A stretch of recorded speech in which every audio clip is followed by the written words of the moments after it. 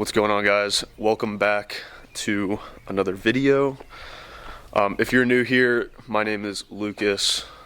That's my TJ. This channel is mainly focused around Jeeps. Well, pretty much only Jeeps. And my TJ, it's mostly my dad and I that are working on my Jeep and other things on the side. But I've gotten a lot of questions and I've received quite a few DMs on Instagram about the garage. I haven't done a full tour or walk around of it, but that's where we do all the work on the Jeeps ourselves for the most part. So yeah, we're gonna walk through it, show you guys what's inside, and have a good time. I want to thank you guys for, I think we're at 934 subscribers. Seriously freaking awesome. 1,000 subscribers, we have a giveaway, and I will talk more about that when we get closer to 1,000 subscribers, but it's some pretty cool stuff. So make sure you hit that subscribe button and give a thumbs up on this video, because the closer we get to 1,000, then the closer we'll get to doing that giveaway.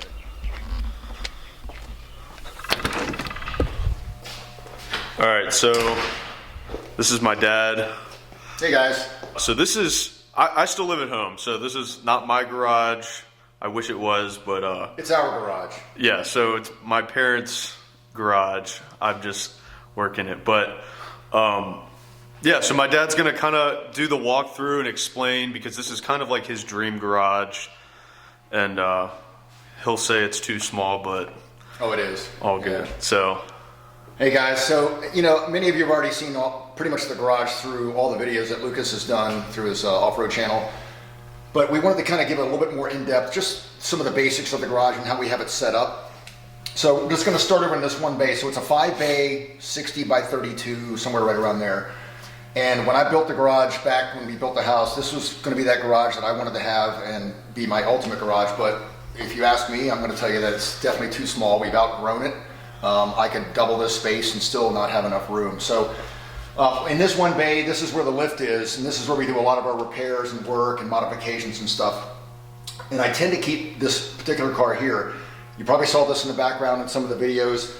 This is a 69 Super B. I won't go into too much depth right now. We can always do another video later. This is a car I had in high school. It did not look like this. It was basically stock. It was not red. It was a whole different color. I got the car back when Lucas was 1 year old, and it went through a 22-year restoration process from the ground up. So what's in it now is a 426, technically a 477 Chrysler Hemi, and this is a true Hemi, not the Generation 3s and whatever. It's pushing about 1,100 horsepower. It's got a 4L80E 6-speed paddle shift trans. This car is way too much power for most people. Even for me, it scares the crap out of me. But we got to get it out and drive it a little bit more often, so hopefully we'll take it out this weekend. But anyways, this is my passion. This is a car that I've put a lot of blood, sweat, and tears into over the years. Yeah, and another thing is my parents built the garage and the house themselves. They were the general contractors. And aside from the bodywork on this car, my dad, I've had a small part in it, but my dad's done everything to this car. So we're a very mechanically inclined family. We like to work on our own stuff and save money doing that as well. Yeah. So maybe we'll do a separate video on this, because there's a lot into this car. I mean, every square inch of this thing, from the wiring to the plumbing, I did myself, with the exception of the paint and fabrication. So installed the motor. My wife and sons helped me with that. But the car is a blast to drive. It's insane power. So. And then over here, sorry to cut in, but this is all like when we're going on a camping trip. This is where we kind of stage all the gear, and you can see my buddy heater and stuff over there. But that's what we kind of use as like our staging. Yeah, it's good to have a place to kind of store everything. When you're coming back, you can keep it all organized. It's ready to go for the next trip. So as you can see, these are our toolboxes, and these things have grown. I started out with a little Craftsman, kind of like a stacker thing, and I still don't have enough room for tools, so I'm constantly looking for options with that. You can see around the walls here, we want to kind of give it a Griot's theme. If you guys haven't figured out now from all the videos Lucas has done, both he and I work for Griot's. These are some of the actual handbook covers that Griot's has produced over the years. And I've been very fortunate that I can get copies of these to hang on our wall. They're kind of special, not anybody can get them. I'm going to be adding a few more. I kind of get to pick and choose which ones. So it's just some snapshots of griots and some of the products we've represented over the years. Coming around here, we've got bathroom, just some racks for our polishers that Griot sells. Kind of nice to be able to come in here and use a restroom instead of having to go all the way into the house. It's pretty cool. And then coming around here on this wall, some more racks for the Griot's products that we use and represent. I do some training sessions in here from time to time and some Zoom calls, so it's nice to have these things in the background. This is my staging area, kind of props if you call it. But these are actually good products. We use them for detailing on a regular basis. Sink, refrigerator, maybe a couple beers, some water, you never know. The beers are much older than you'd think. We don't drink very much beer. We've got a whole bunch of carts over here with various products for griots. Got our Pelican cases with some tools that we use when I have to travel. Our new Ultimate Detailing cart. This thing is awesome. Been using that a little bit lately. And then we got some more cabinets over here, storage. As you can see, more products on the wall. This, I won't go into too much detail, but that's something I've got a chance to do over the years. This is a pretty big deal for me. I've been working with these guys for quite a while, so maybe some other topics and conversations. That's the Secret Service. So. Yeah. So this is some special stuff. So this Jeep, which you've probably seen in some of the videos, this is a 77 CJ7. It's pretty much stock. It's a 304 V8, T153 speed. Drivetrain's pretty much stock. It's got a 4-inch lift. It was a frame-up restoration. I mean, I literally took this thing apart. I put it in the basement of a house we used to live in. It's a lot of information, but this thing runs great. Lucas and I pulled it out yesterday for the first time in probably a year. Fired it up, and he's been driving it. We've been driving it. It's a blast to drive. Yeah, I want to make this my daily driver. It's the three speeds just so fun to drive. It's so easy. So yeah, it's I mean, I pretty much went through every single thing on here. Every nut and bolt was replaced. You name it, it was taken care of. So this it's got dual exhaust, headers, you know, that's about it. Otherwise the motor's pretty much bone stock. And this was your first Jeep? That was my very first Jeep, actually. And yeah. I think I bought this in 1987. My wife and I did. And this is what started it all for me. And then I think it led to both Lucas and my other son Aaron's passion and my wife's passion for Jeeps.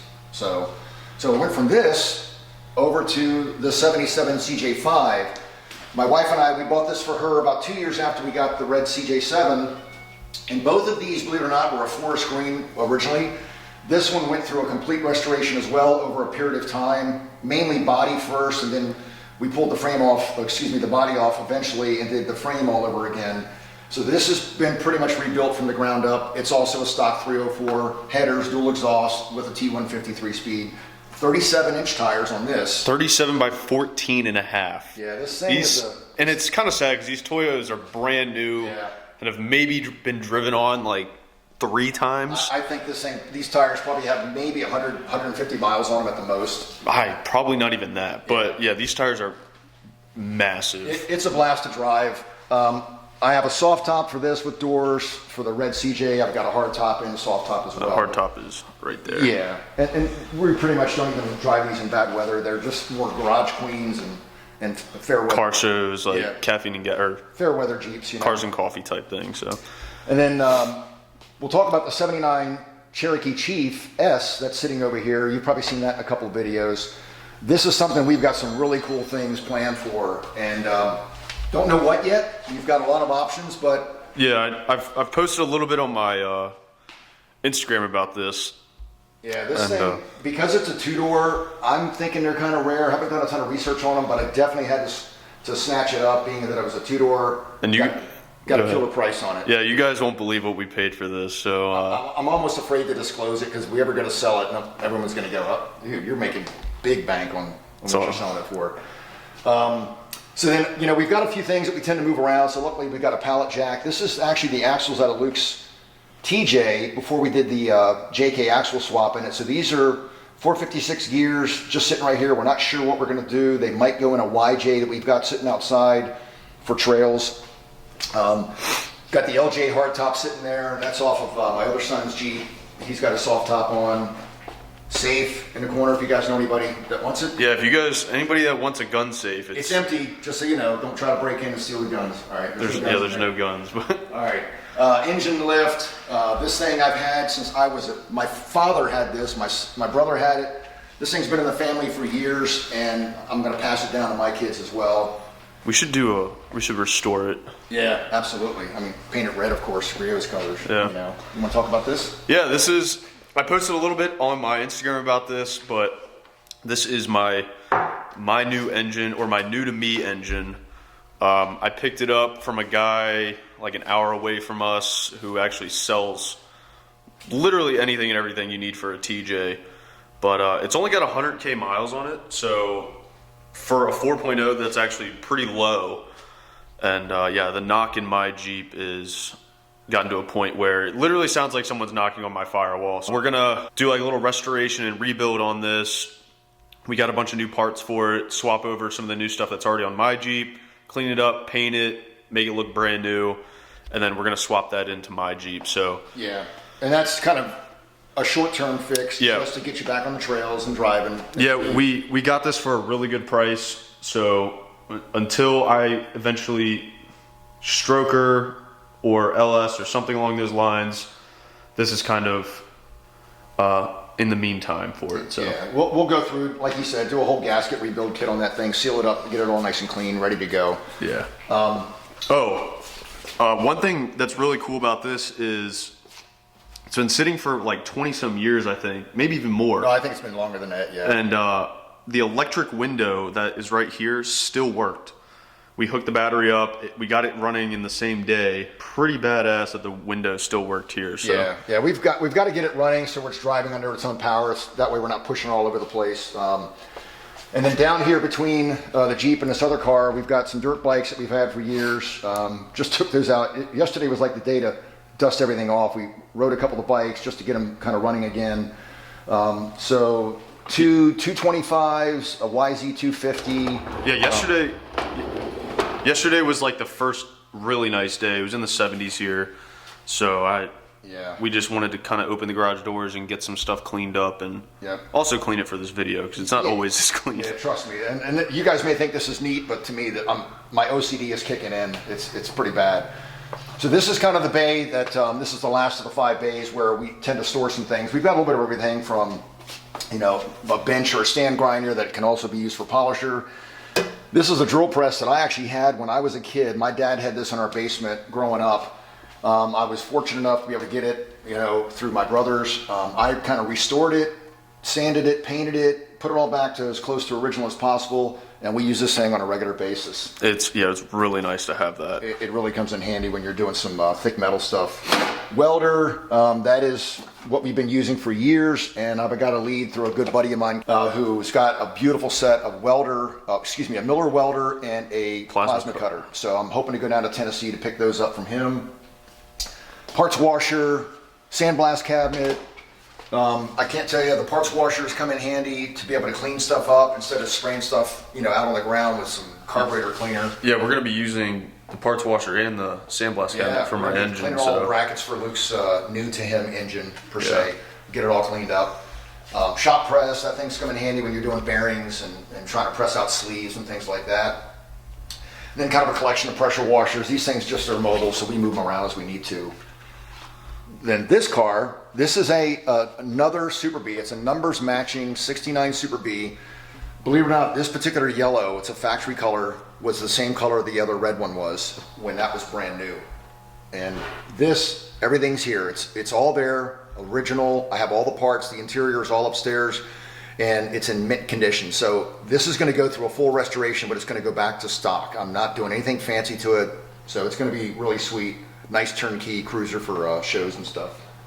And then that's about it. If you didn't notice the hardtop we have up here, that's for the CJ7, the red one sitting over there. But I mean, if you guys have any questions about some of the stuff that's in here, anything specific about something you saw that you're curious about, let us know. Let Lucas know. Subscribe, hit the thumbs up, thumbs down. If you like it, dislike it, whatever.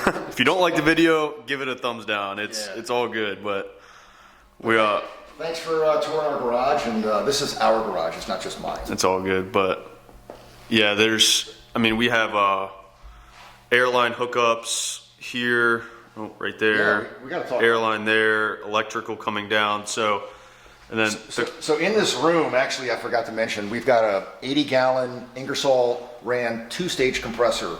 So that compressor's tucked in there, which is nice, and that feeds all the airlines. And that's come in handy when we're doing a lot of air tool stuff here, so. Yeah. Also, we didn't even mention, but there's an upstairs. That door leads up to the upstairs level where there's a space for, it's kind of unfinished. It's just wood floor and drywall. Just drywall.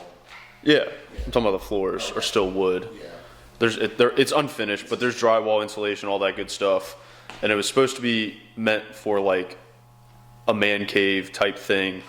But now we just use it for part storage. Full rough-in for a bathroom. Yeah, it's got a bathroom or a spot for a bathroom, but right now it's just all storage for parts of Jeeps and stuff like that. So nothing really crazy up there. But like he was saying, if you have any questions about anything you've seen in the video, just comment it down below, send me a DM on Instagram. I will be happy to answer any questions. So yeah, I hope you enjoyed the video, and I know, like I was previously saying, if there was a lot of people that had questions or they wanted to see the garage, so hopefully this was satisfying enough to kind of answer and see the area. So yeah, but thanks for watching, and make sure you hit that subscribe button and keep on watching.